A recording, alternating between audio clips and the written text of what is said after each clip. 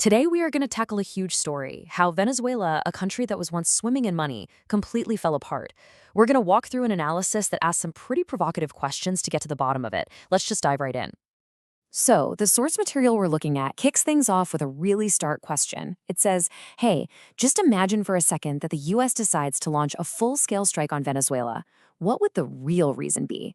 And that question, right there, is the key to unlocking this whole mystery. And right away, the analysis challenges all the usual reasons you might hear. It points out what it sees as these huge contradictions. If it's about human rights, then what about North Korea? If it's about drugs, well, most drugs come from elsewhere. If it's democracy, then why arm Saudi Arabia? It's basically saying the official story doesn't add up, which just deepens the puzzle we're trying to solve.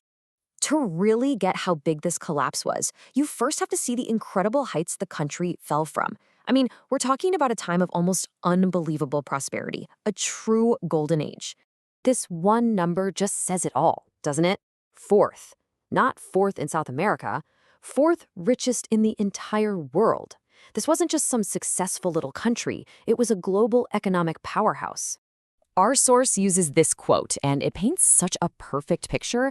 This wasn't just wealth for the super elite. We're talking about a middle class with so much cash that flying to Miami for a weekend shopping spree was just a normal thing to do.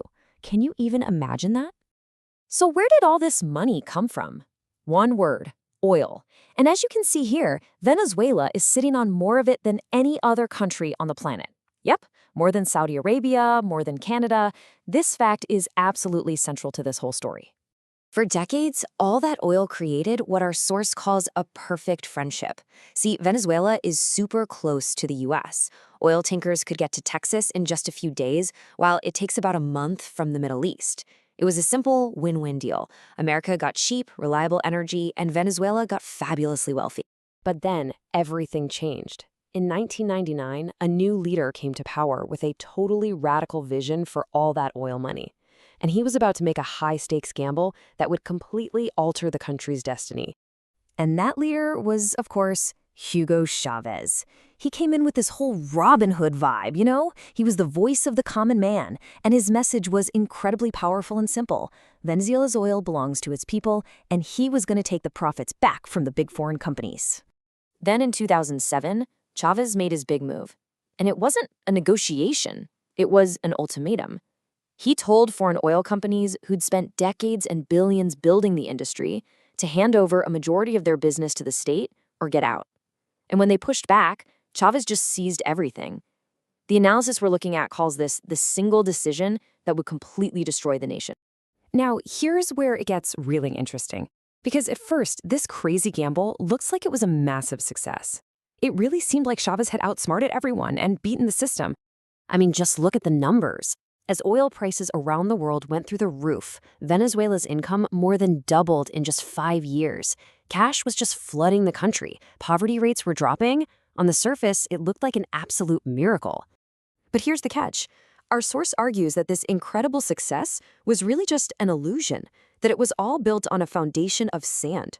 Because all that new money wasn't actually being used to build a real, sustainable economy for the future. So what went wrong? Well, this table basically breaks it down. According to the analysis, the money was spent on things like government shops with huge subsidies, which just made people dependent on imported goods. But even worse, at the same time, thousands of professional oil engineers, the people who actually knew how to run the industry, were fired. And they were replaced by political loyalists who knew nothing. The result was an absolute catastrophe. Without the experts, the hugely complex machinery couldn't be maintained. Refineries literally started catching on fire. Oil production just collapsed. The one thing that was the source of all the country's wealth began to crumble from the inside out, and the nation just drowned in debt. So, this brings us all the way back to that first question. After all of this, why would the US still be so interested in what's basically a collapsed state? And here's the final twist in the story. Around 2010, the US had its own massive shale boom, and it became the world's #1 oil producer. So logically, it shouldn't really need Venezuela's oil anymore, right? So why does Venezuela still matter so much? Okay, so the analysis points to 3 real reasons. First, a lot of the big U.S. refineries on the Gulf Coast are specifically designed to process the kind of thick, heavy oil that Venezuela has tons of. Second, it's not just oil. There are massive reserves of other strategic minerals. And third, well, it's all about geopolitics. And look, we're not just talking about a little bit of extra stuff. Venezuela is sitting on a potential treasure trove of gold, diamonds, and something called coltan, which is a mineral that is absolutely essential for every smartphone, laptop, and electric car battery on the planet. It's a strategic jackpot. And finally, you've got the geopolitical angle. As things went sour with the U.S., other big powers like China, Russia, and Iran all moved in. They started offering loans, selling weapons, providing technology. From a U.S. strategic perspective, that looks a lot like your rivals setting up shop in your own backyard, just a short flight from Florida. So, after all that, what are the big takeaways from this incredible story? Well, our source boils it down to 3 key lessons.